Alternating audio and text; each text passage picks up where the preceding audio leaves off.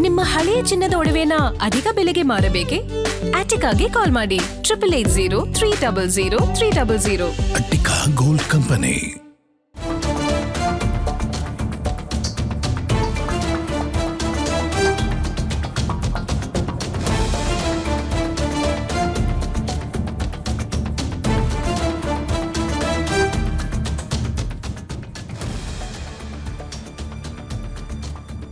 Zameer Mohammed Siraj audio viral ವಿಚಾರಕ್ಕೆ ಸಂಬಂಧಪಟ್ಟಂತೆ ಚುನಾವಣೆ ಸಮಯದಲ್ಲಿ ಇದೆಲ್ಲ ಓಪನ್ ಸೀಕ್ರೆಟ್ ಆಗಿತ್ತು.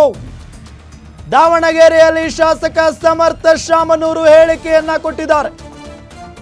ಜಮೀರ್ ಅಹಮದ್ ವಿರುದ್ಧ ಷಡ್ಯಂತ್ರ ಎಂಬ ಆರೋಪ ವಿಚಾರಕ್ಕೆ ಸಂಬಂಧಪಟ್ಟಂತೆ ಸತ್ಯ ಯಾವ ರೀತಿ ಷಡ್ಯಂತ್ರ ಅಂತ ಸಮರ್ಥ ಶಾಮನೂರು ಪ್ರಶ್ನೆ ಮಾಡಿದ್ದಾರೆ.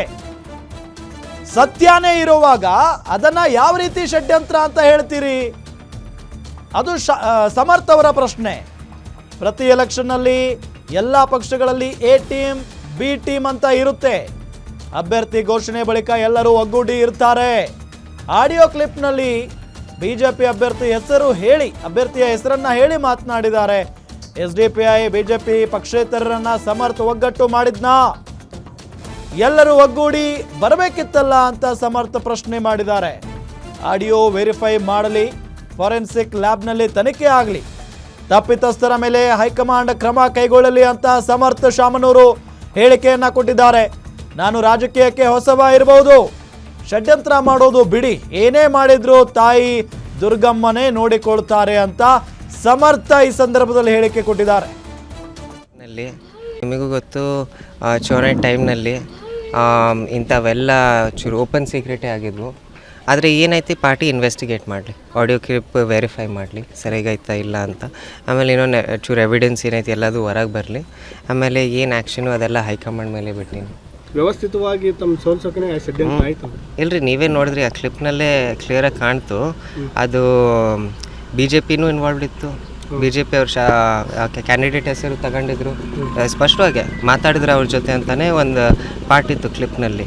BJP ಕ್ಯಾಂಡಿಡೇಟ್ ಇದ್ದರು, SDPI ಕ್ಯಾಂಡಿಡೇಟ್ ಇದ್ದರು, ಇಂಡಿಪೆಂಡೆಂಟ್ ಕ್ಯಾಂಡಿಡೇಟ್ಸ್ ಇದ್ದರು. ಸೊ ಇದು ಕ್ಲಿಯರಾಗಿ ಗೊತ್ತಾಯಿತು. ಈಗ ನಮ್ದು ಎಲ್ಲರದು ಅದೇ ಒಂದು ಕ್ವೆಶ್ಚನ್ ಇತ್ತಲ್ರ, ಎಲೆಕ್ಷನ್ ನಡೆಯೋಕ್ಕಾರ ಷಡ್ಯಂತ್ರ ನಡೀತೈತಿ ಅಂತಲೂ ಅನಿಸ್ತಿತ್ತು. ಆಮೇಲೆ ಎಲ್ಲದು ಸ್ಪಷ್ಟವಾಗಿ ಗೊತ್ತಾಯ್ತದೆ. ಇವರೆಲ್ಲರೂ ಒಗ್ಗಟ್ಟಾಗೆ, ಅಟ್ಲೀಸ್ಟ್ ಅದರಲ್ಲಾರ ಒಗ್ಗಟ್ಟಿದ್ದಾರೆ ಇವರೆಲ್ಲರೂ, SDPI BJP. ಸಮರ್ಥ ಅವರೆಲ್ಲರನ್ನ ಒಗ್ಗಟ್ಟಾರ ಮಾಡಿಸ್ದ ಸಮರ್ಥ. ಅದು ಅಟ್ಲೀಸ್ಟ್ ಚೂರು ಏನಂತಾರೆ, ಧೈರ್ಯ ಇದ್ದರೆ ಜೊತೆಗೆ ಬರಬೇಕಿತ್ತು. ನಾವೆಲ್ಲರೂ ವೋಟ್ಸ್ ಒಂದೇ ಸತಿ ಮಾಡ್ತೀವಿ ಅಂದರೆ ಹಂಗಾರ ಗೆಲ್ಬೋದಿತ್ತು ಅವರು. ಅದಕ್ಕೆ ಗೆಲ್ಲಕ್ಕಾಗಲಿಲ್ಲ. ಯಾಕಂದರೆ ಅವ್ರದ್ದು ಅದೇ ಏನಂತಾರೆ ಪ್ಲ್ಯಾನ್ ಇತ್ತು ಯಾವಾಗಲೂ. ಜನನ ಮತದಾರರನ್ನು ಎಲ್ಲರೂ ಡಿವೈಡ್ ಮಾಡಿ ಗೆಲ್ಲೋದು, ಅದೇ ಅವ್ರದ್ದು ಷಡ್ಯಂತ್ರ ರೀ ಸರ್. ಆಮೇಲೆ ಅದು ನಡೆಯಲ್ಲ. ನಮ್ಮ ದುಗಮ್ಮ ಅಂಥವೆಲ್ಲ ಕೆಲಸಗಳು ಅಂಥವು ಮಾಡೋರಿಗೆ ಊರಿನಲ್ಲಿ ಬೆಳೆಯೋಕ್ಕೆ ನಡೆಯಲ್ಲ ರೀ. ಟೆನ್ಷಿಯಲ್ ಎವಿಡೆನ್ಸು ಅಂಥದ್ದು ಬೇಡ. ಅಂದರೆ ಇದು ಸಿಮಿಲರ್ ಎವಿಡೆನ್ಸ್ ಅಂತ ಸತ್ಯ ಅಂತ ನಮ್ಮದು ಅದೆಲ್ಲ. ಆಮೇಲೆ ವೆರಿಫೈ ಮಾಡಿರಿ, ಯಾರು ಏನು ಆ್ಯಕ್ಷನ್ ತಗೊಳೋದೈತಿ ಪಕ್ಷ ತಗೊಂತೈತಿ. ಸೊ ಏನೈತಿ, ಹೈಕಮಾಂಡ್ ಡಿಸಿಷನ್ ತಗೊಂತೈತ್ರಿ ಸರ್. ಅದ್ರ ಮೇಲೆ ದೇವರು ನೋಡ್ಕೊಂತೈತ್ರಿ ಸರ್.